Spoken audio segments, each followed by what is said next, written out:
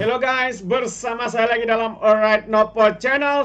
Perkembangan panas ya berkaitan dengan One Bestarinet ya yang turut dikaitkan pengurusi dan juga Presiden Bersatu yaitu Muhyiddin Yassin.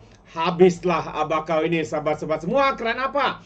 Hari ini Ketua Pesuruhjaya Suruhanjaya Rasuah ya SPRM telah dikatakan memanggil ya Dr. Mazli untuk kongsi maklumat untuk siasatan itu dilakukan dengan lebih teliti lagi. Jadi apakah maklumat itu? Ini yang menarik ya untuk saya bawakan bersama dengan anda kenyataan daripada Ketua SPRM Azam Baki. Tapi sebelum saya teruskan sahabat semua, jangan lupa juga untuk terus support Alright Nopo Channel dengan cara tekan butang subscribe, like dan share. Mari kita ikuti berita gempak hari ini. Jadi Mazli kongsi maklumat serta dokumen bantu siasatan berkaitan tuntutan bayaran palsu projek One Bestarinet.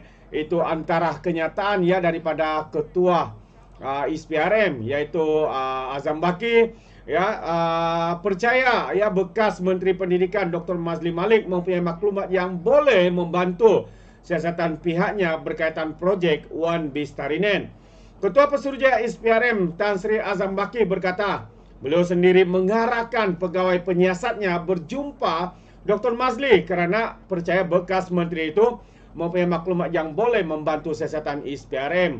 Katanya antara perkara yang kita atau SPRM hendak lihat adalah mengenai isu berkaitan dengan perkhidmatan data perolehan dan juga sebagainya.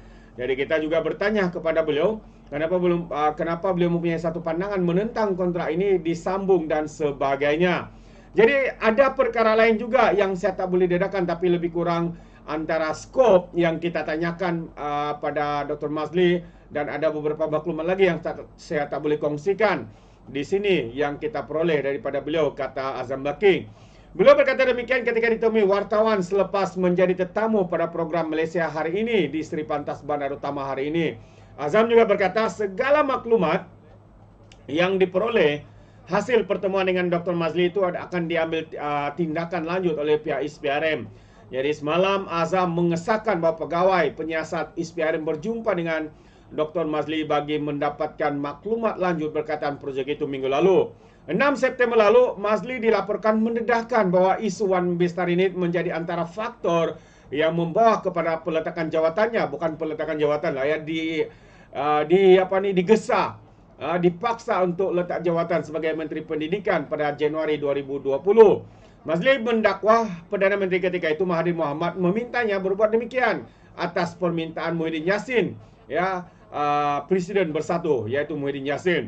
Ketika ditanya sama ada terdapat dokumen diserahkan oleh Mazli kepada SPRM semasa pertemuan itu, Azam mengesahkan terdapat beberapa dokumen diserahkan namun enggan mendedahkan butirannya. Ramai lagi setakat ini belum ada tangkapan dan kita perlu menyiasat lebih lanjut. Kes ini seperti saya pernah sebut di mana antara kawasan ataupun sektor yang kita telah kenal pasti yaitu servis data yang diberikan kepada 8,000 sekolah. Kita sudah pun mengenal pasti sekolah dan area tertentu yang mana kita jangka berkemungkinan tidak dibekalkan data tetapi dibuat tuntutan bayaran. Jika benar ia berlaku tuntutan palsu, ia adalah satu kesalahan mengikut akta SPRM sehingga bayaran itu dibuat, katanya. Jelas Azam lagi perkara itu akan menjadi fokus siasatan pihak SPRM ketika ini untuk memastikan sama ada benar berlaku tuntutan bayaran palsu ataupun sebaliknya. Dan ketika ditanya sama ada pihak SPRM sudah mengenal pasti sekolah yang dikaitkan dengan tuntutan palsu berkenan, Azam berkata siasatan akan dijalankan dalam masa terdekat.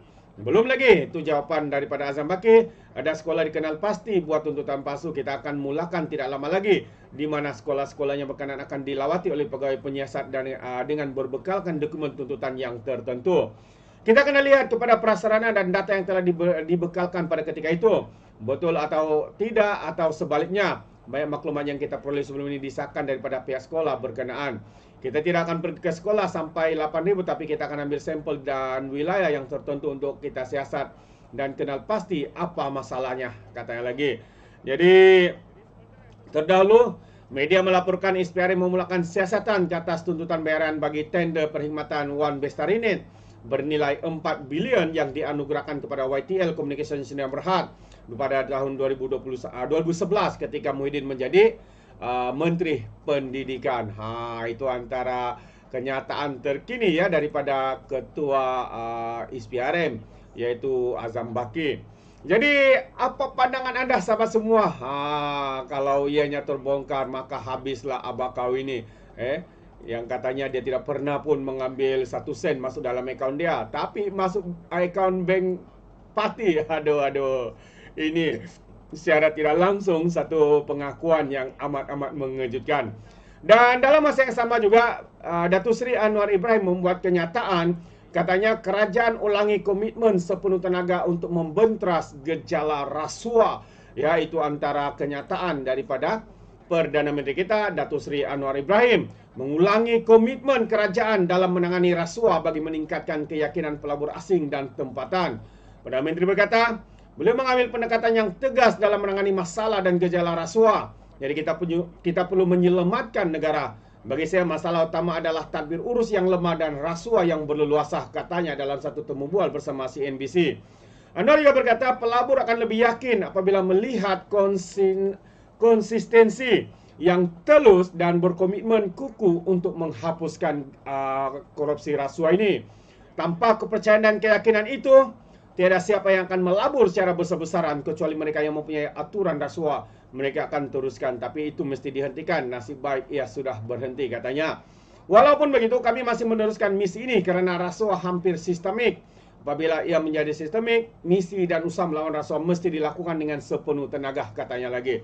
Menjawab soalan CNBC, sekiranya kerajaan bertindak terlalu cepat dan keras dalam membentras rasuah, Anwar berkata, sekiranya ada pilihan, beliau akan mengejar mereka tanpa belas kasihan.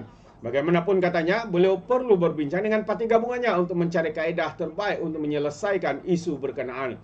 Saya tegaskan, jika mereka bertindak terlalu lambat dan tidak berkesan, negara tidak akan dapat diselamatkan.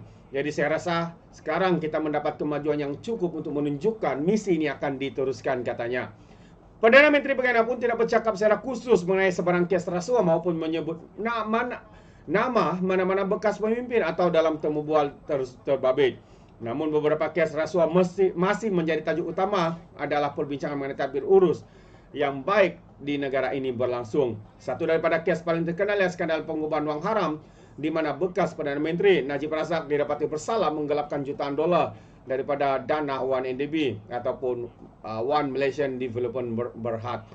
Dan satu kes telah pun sudah selesai. Dan sekarang ini perbicaraan berkaitan dengan 1MDB lagi. Itu dia.